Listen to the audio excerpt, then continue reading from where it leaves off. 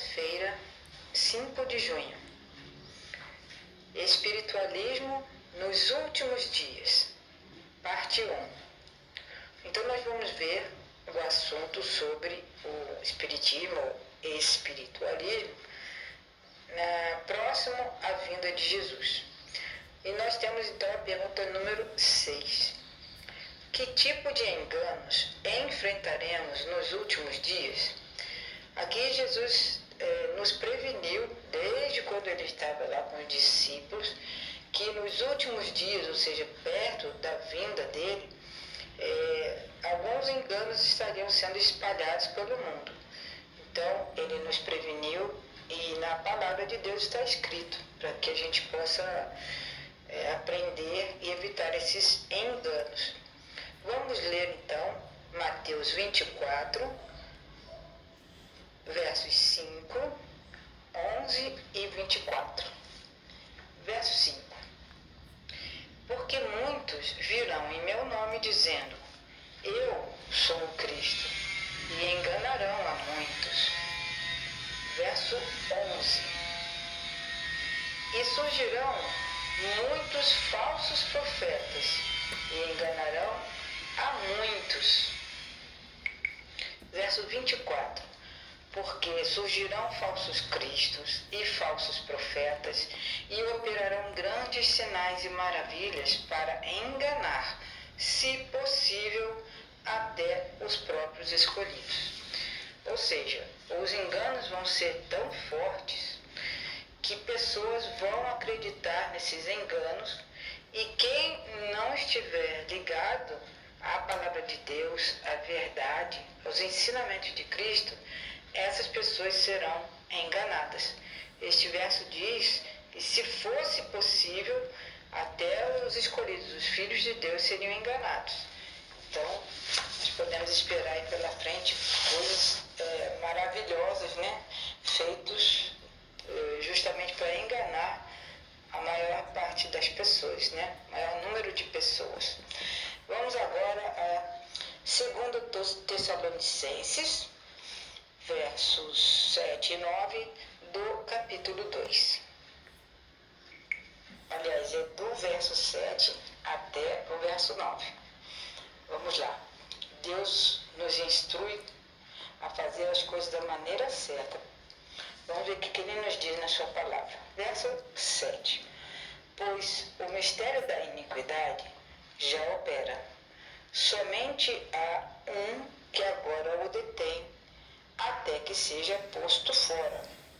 E então será revelado esse iníquo, a quem o Senhor consumirá com o fôlego da sua boca e destruirá com a manifestação de sua vinda. Verso 9.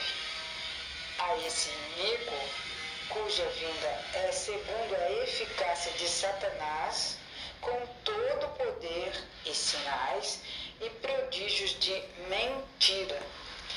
Então, toda mentira que vai enganar as pessoas no futuro é praticada pelo poder de Satanás, que ele vai dar a um certo... uma pessoa, vamos dizer assim, aqui está escrito iníquo, então é uma pessoa. Então essa pessoa vai ter poder de Satanás para fazer coisas assim que a gente não pode nem imaginar. E é por isso que devemos estar firmes na palavra de Deus. Vamos agora ler Apocalipse 13, versos 13 e 14. Depois nós vamos ler Apocalipse 16, versos 13 e 14 também. Então nós estamos vendo que tipo de enganos nós vamos enfrentar nos últimos dias. Enfrentar não quer dizer aceitar, mas sim entender que Deus já nos preveniu para que a gente evite esse tipo de engano. Aqui em Apocalipse 13, 13, nós lemos: e operava grandes sinais, de maneira que fazia até descer fogo do céu à terra, à vista dos homens. Verso 14. e por meio dos milagres que lhe foi permitido fazer na presença da besta, enganava os que habitavam sobre a terra e lhes dizia que fizessem uma imagem à besta que foi ferida à espada e viveu. Então aqui nós vemos de novo Jesus, através de sua palavra, nos dizendo: até fogo do céu, à vista de todas as pessoas, esse inimigo, esse poder maligno no fim dos tempos, antes um pouco da vida de Jesus, eles vão fazer para enganar as pessoas. Então são milagres que são permitidos, que eles fazem para a besta poder enganar as pessoas que viverem nesse tempo.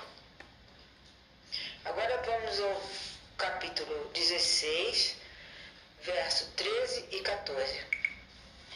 Ali nós lemos: e da boca do dragão, e da boca da besta, e da boca do falso profeta, vi saírem 3 espíritos imundos, semelhantes a rãs. Verso 14.